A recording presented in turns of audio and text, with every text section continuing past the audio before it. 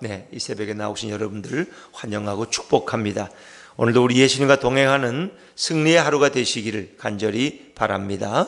우리 앞뒤 분들과 옆에 분들과 한번 이렇게 인사하시죠. 오늘도 예수 이름으로 승리합시다. 오늘도 예수 이름으로 승리합시다. 네. 자, 오늘 우리는 이제 어제 이스라엘 백성이 하나님의 구름 기둥과 불 기둥 가운데 광야를 지나가는 모습을 생각했습니다. 하나님이 그들을 친히 인도하셨고 하나님은 그들을 앞서가셨습니다. 근데 하나님이 인도하는 이런 가운데서도 또 한 번의 위기를 그들이 경험하게 됩니다. 그것은 이제 그들이 블레셋 사람의 길로 가지 아니하고 광야 홍해 길로 하나님이 인도하셨는데 그들이 홍해 앞에 와서 이제는 막다른 곳에 와서 장막을 치고 머물게 되었다는 것입니다. 그것은 매우 위험한 일이었습니다. 앞에는 홍해가 가로막고 있습니다. 옆에는 큰 산벽들이 가로막혀 있습니다. 이제 뒤에 하나의 출구가 있지만 만약 애굽의 바로가 그것을 알고 공격한다면 이스라엘은 큰 고난을, 큰 위기를, 큰 전멸을 당할 수밖에 없는 상황입니다. 그런데 하나님께서 왜 이스라엘을 위험한 곳으로 인도하셨을까? 왜 이렇게 막다른 곳으로, 우리가 병법을 아는 사람으로서는 도저히 택할 수 없는 곳으로 왜 하나님은 그들을 인도하셨을까 하는 것입니다. 자, 우리 14장 1절과 2절 말씀을 다시 한번 읽어볼까요? 1절과 2절입니다. 시작. 여호와께서 모세에게 말씀하여 이르시되 이스라엘 자손에게 명령하여 돌이켜 바다와 믹돌 사이에 비하이롯 앞 곧 바알스본 맞은편 바닷가에 장막을 치게 하라. 하나님의 명령이었습니다. 보니까 명령하여 돌아가라는 거죠. 바다와 믹돌 사이에 비하이롯 앞 곧 바알스본 맞은편, 이 지명을 우리가 다 할 수는 없어요. 그러나 분명한 것은 바닷가에 장막을 쳤다는 것이죠. 바닷가에. 앞에는 바다가 가로막고 홍해라는 바다가 가로막아서 건너갈 수 없는 상황입니다. 그런데 그곳에 쓴 것은 마치 그것이 갇힌 형상이 되었다는 거죠. 바로가 판단해도 그것은 참 어리석은 병법이었습니다. 자, 우리 3절 말씀을 한번 들고요. 3절입니다. 시작. 바로가 이스라엘 자손에 대하여 말하기를 그들이 그 땅에서 멀리 떠나 광야에 갇힌 바 되었다 하리라. 갇힌 바 되었다는 것은 마치 포위된 형상, 만약에 적이 한 출구로 공격해 오면 도저히 피할 수 없는 포위가 된, 우리는 이것을 뭐라 그래요? 진퇴양난이다. 앞으로도 가지 못하고 뒤로도 갈 수 없는, 또 사면초가다. 이건 어쩔 수 있는 아무런 방법과 길이 없는 이런 길을 우리가 사면초가 혹은 진퇴양난이라고 부를 수 있죠. 또 이런 것을 딜레마라고, 딜레마. 근데 하나님은 왜 지혜로우신 그분이 이스라엘 백성을 가장 미련한 곳으로, 가장 위험한 곳으로 인도하셨을까? 왜 그곳에 장막을 치고 거기 머물게 했을까 하는 것입니다. 그래서 바로가 보기에도 이것은 광야에 갇힌 바 된 포위된 상황, 이제 우리가 그들을 추격만 하면 이스라엘 백성은 꼼짝없이 다 전멸당하는, 포위가 되는 그런 상황에 하나님은 인도하셨을까 하는 것입니다. 근데 하나님은 곧 이어서 그 이유를 설명해 주고 있습니다. 자, 우리 4절 말씀 읽어볼까요? 4절입니다. 시작. 내가 바로의 마음을 완악하게 한즉 바로가 내가 그와 그의 온 군대로 말미암아 영광을 얻어 애굽 사람들이 나를 여호와인 줄 알게 하리라 하심에 무리가 그대로 행하니라. 아멘. 자, 하나님께서는 바로의 마음을 완악하게 했다는 것은 이것은 하나님이 꼭 악인의 마음을 자꾸 충동질해서 자꾸 또 악한 사람이 되겠다는 의미보다는 그를 그 욕심 가운데 그냥 버려두었다는 거죠. 하나님이 그게 간섭하지 않고, 타락한 인간들은 다 이렇게 완악한 것입니다. 근데 하나님이 버리기로 작정한 자는 하나님은 그냥 그를 버려두는 것입니다. 그의 욕심에. 사람은 욕심에 끌려서 망하는 것이지 하나님이 그를 멸망시키려고 일부러 그를 망하는 길로 가게 하시진 않습니다. 자기 욕심에 끌려서 그는 이제 점점 완악해지는 것입니다. 근데 하나님이 그를 그냥 버려두는 거예요. 자, 그의 마음속에 어떤 욕심이, 아니 이스라엘이 이 꼼짝없이 저 어리석은데 저렇게 포위된 지형에 장막을 쳤어? 저 바보 같은 놈들, 내가 쫓아가기만 하면 저 놈들을 다 잡을 수 있어. 이런 욕심이 발동할 때 바로는 그 욕심을 주체할 수가 없었다는 것입니다. 그런데 하나님은 그것을 통해서 얻고자 하는 목적이 있어요. 4절 중반절에 보니까 내가 그와 그의 온 군대로 말미암아 무엇을 얻어요? 영광을 얻은. 하나님은 바로와 그 바로의 군대를 통해서 영광을 얻기를 원하셨어요. 하나님은 오늘도 믿는 자들을 통해서 또 믿지 않는 불신자들을 통해서도 영광 받기를 원하시는 줄로 믿습니다. 하나님 우리를 지으신 목적이 영광 받기 위함인 것입니다. 하나님 오늘도 영광 받기를 원해요. 그런데 오늘 대한민국 백성으로부터 하나님이 정말 영광을 받고 계십니까? 오늘 믿지 않는 불신자와 믿는 자들을 통해서 하나님이 영광을 받고 있습니까? 전혀 그렇다고 대답할 수 없을 것입니다. 하나님은 오늘도 영광 받기를 원해요. 또 하나님이 원하시는 게 또 한 가지 있어요. 4절 후반절에 보니까 애굽 사람들이 나를 무엇인 줄 알게 하리라? 여호와인 줄. 여호와란 말은 스스로 존재하는 분, 처음이요 마지막이 되신 온 인류의 오직 위대하신, 오늘 누구도 그를 참으로 함부로 판단할 수 없는 온 우주의 주관자 되신 그런 위대하신 하나님인 것을 알게 하시기를 원하시다. 그들이 나를 여호와인 줄 알게 하리라. 여호와인 줄. 하나님은 두 가지, 영광 받기를 원하시고 온 백성이 오직 세상 전지에 여호와 하나님만이 위대하신 분이야. 그분을 능가할 자가 없어. 그분은 모든 신 위의 신이셔. 그거를 하나님은 인정받기를 원하신다. 여러분, 왜? 하나님이 교만해서가 아니라, 하나님이 남한테 칭찬받는 걸 좋아하는 어린애 같은 성격 때문이 아니라, 그분은 오직 유일하신 지존자요 온 우주의 창조자이신 줄로 믿으시기 바랍니다. 그분은 천지를 지으신 분, 인간을 만드신 분, 그분은 해와 태양과 모든 우주를 만드시고 직접 주관하시는 주관자, 주지자가 되시기 때문에 그분은 당신이 누려야 될 영광을 받기 원하시고, 그분이 여호와임으로 사람들에게 인정받기를 원하셨어요. 그런데 오늘 그러지를 못했다는 것입니다. 이것은 아마 오늘 우리 대한민국을 보아도 마찬가지입니다. 오늘 이 백성들이, 위정자들이 하나님을 인정합니까? 그들은 때로 종교가 가지고 있어요. 기독교인들도 많고 국회의원 장관들 중에 천주교인들도 상당히 많습니다. 불교인들도 많고 무교인도 많아요. 천주교인 그들이 하나님께 영광을 돌립니까? 전혀 그렇지 않습니다. 전혀 그렇지 않습니다.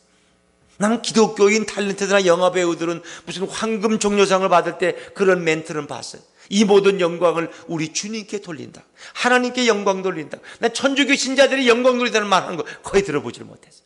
어찌 보면 그들은 매너리즘에 빠져있고 자기 인본주의 신학에 빠져있고 어떤 구제나고 선행이나 하면 내 공로를 쌓아서 천국 가는 것이지, 그들은 입에 하나님을 찾는 경우가 거의 없어요. 천주교 사람들을 오히려 부러워하는 사람들.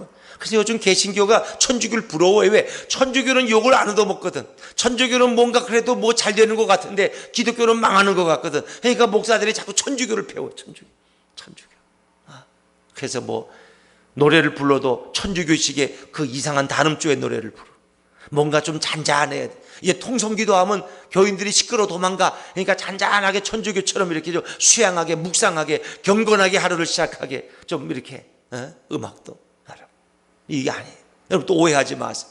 제가 또 다음 주부터 성찬식을 했는데 천주교를 따라하는, 천주교 생하는 건 성찬식이 아닙니다. 그들은 떡만 주지 포도주를 주지 않습니다. 그건 불완전한 성찬식, 잘못된 것입니다. 그걸 따라하는 게 아닙니다. 예수님이 말씀하신 나를 기념하라는 그 온전한 예배를 회복하고자 하는 몸부림이지. 왜? 한국교회가 예배를 잃어버렸기 때문에, 성찬을 잃어버렸기 때문에, 오히려 쓸데없는 사순절을 배워가지고 금식이나 하라고 그러고 억지로 굶느라고 고생이나 하고, 우리가 수양하는 게 아니에요. 예수님 우리를 위해 모든 걸 다 이루어 놓으셨는데 우리는 이제 천주교를 자꾸 따라가려고 그래. 뭔가 거기에 뭐가 있는 것처럼. 아니에요. 하나님은 오늘도 영광 받기를 원하시고 모든 사람들이 여호와인 줄 알게 하기를 원하십니다. 여러분, 우리 대한민국 위기라는 건 그런 것다는, 경제 위기가 아니라, 군사 위기가 아니라, 북한에 목전이 들어와도 50시간째간 막 힘을고 다녀도 아무도 그를 모르고 그냥 안방 들어오듯이 들어가고 속초도 그냥 왔다 갔다 나가고 아무도 제어하는 자가 없는, 모든 경계가 허물어진, 이제는 잘못 잡으면 오히려 징계받고 그냥 내버려 두라는 거예요. 북한이 마음대로 왔다 갔다 하게, 그냥 간첩도 마음대로 왔다 갔다 하고, 그게 그냥 어찌 보면 이게 그냥 누가 원하는 겁니까? 경제 위기가, 일본에부터 경제 위기를, 이런 보복을 다, 이것이 문제가 아니라 정말 하나님이 원하시는 이 민족이, 대한민국이 하나님께 영광 돌리기를 원하시는 줄로 믿습니다. 그건 아무 문제가 아니에요. 하나님이 그걸 바꾸시려면 뭐 순식간에 바꾸실 수 있어요. 트럼프의 마음을 바꾸시고 아베의 마음을 바꾸고, 왜? 그 일본의 야당들이 그것을 공격해서 오히려 그것이 자기에게 오히려 화가 될 수 있어요. 세계적으로 일본이 더 오히려 공격을 당하고, 저 야비한 민족이 어디 있느냐, 정치 논리를 경제로 보복하는 어리석은 자들이라고 손가락질할 수 있습니다. 그런데 하나님이 진정 원하는 것은 이 민족이 여호와 하나님을 여호와로 인정한다는 것입니다. 정말 오늘 교회에서 우리 주님이 영광 받으시기를 주 이름으로 우리가 정말 축원하고 우리는 그렇게 기도해야 될 것입니다. 하나님이 여호와를 알아가는 그런 시대가 돌아와야 할 줄로 믿습니다. 그것이 바로 제2의 부흥기인 것입니다. 왜? 사람들이 하나님을 몰라요. 이제 크리스천들도 세상에 나가서 자기가 그리스도를 잘 드러내질 않아요. 대화 속에서도 예수님 하나님 얘기를 거의 안 합니다. 그런 얘기는 교회 와서만 그냥 듣는 거지, 밖에 나가면 크리스천은 채 안 합니다. 왜? 창피하거든. 누가 욕할까 봐. 기독교가 떳떳하지 못하거든.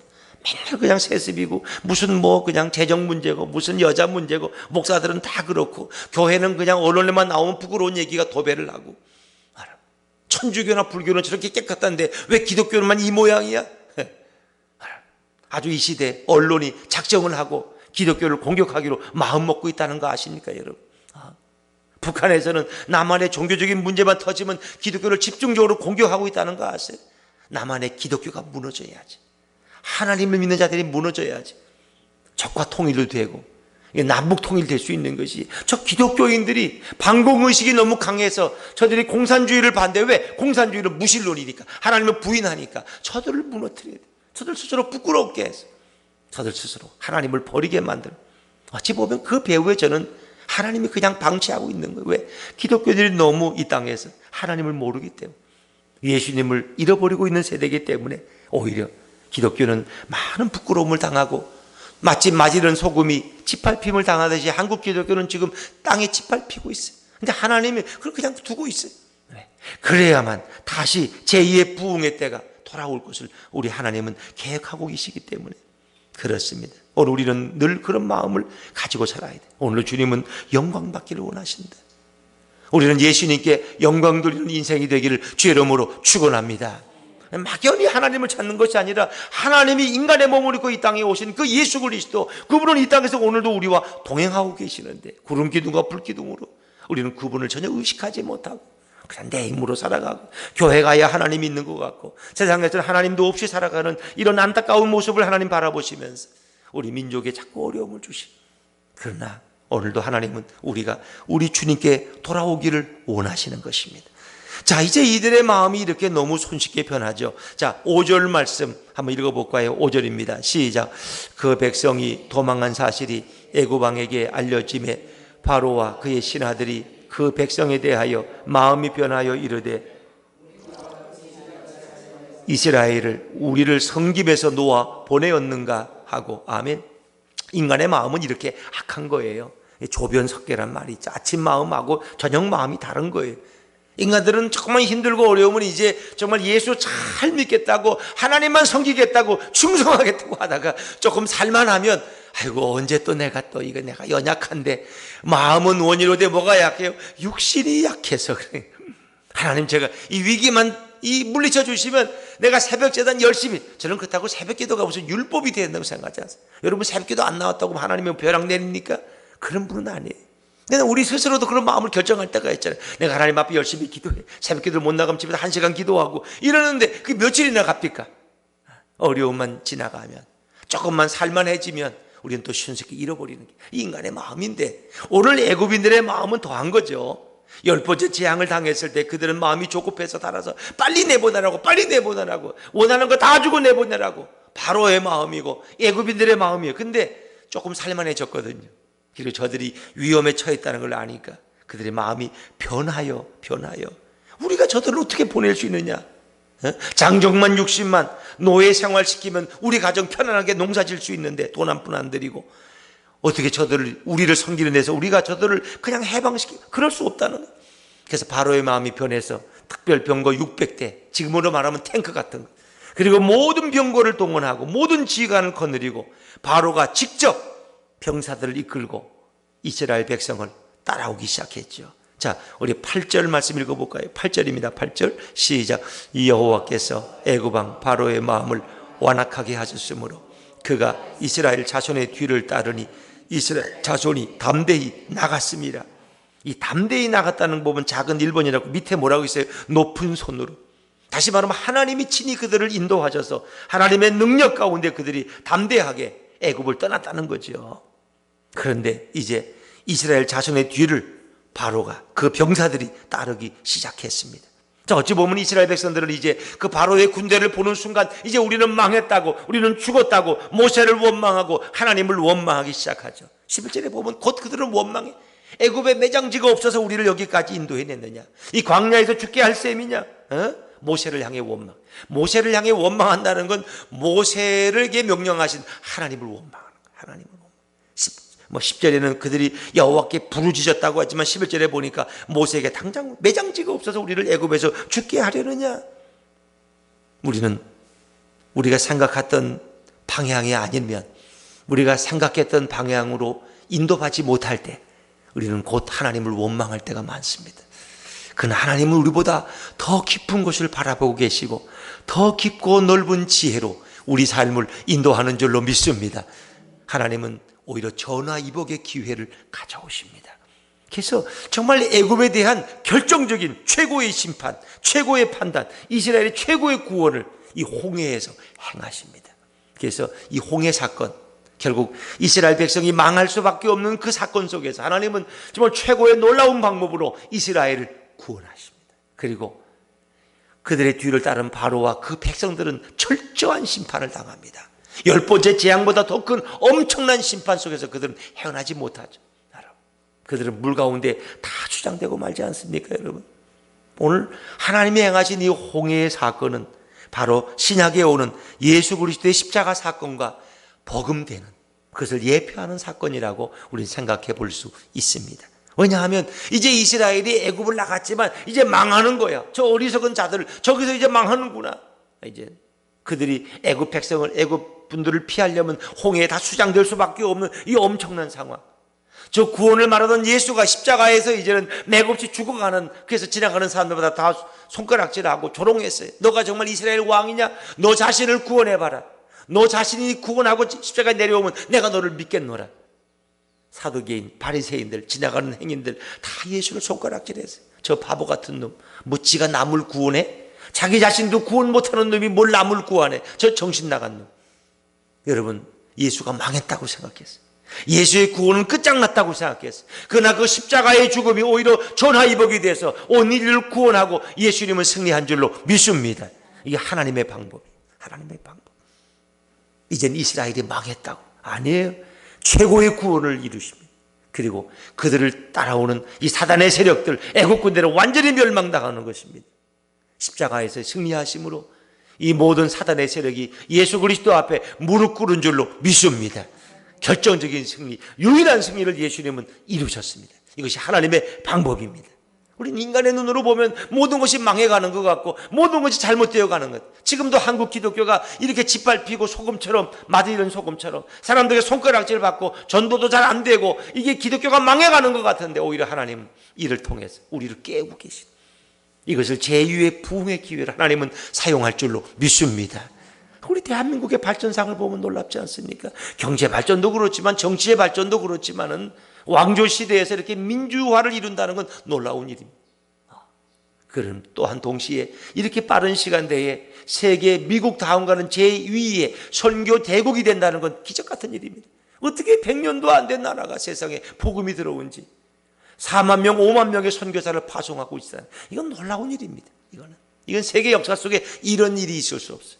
원조받던 나라에서 남을 원조하는 나라로 바뀐 나라는 오직 대한민국이 유일하다는 거 아십니까, 여러분?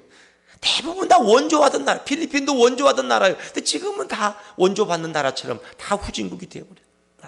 장충체육관을 질 때 우리가 그거를 지붕을 올릴 실력이 안 돼서 필리핀 사람들이 와서 도와줬다는 거 아세요, 여러분?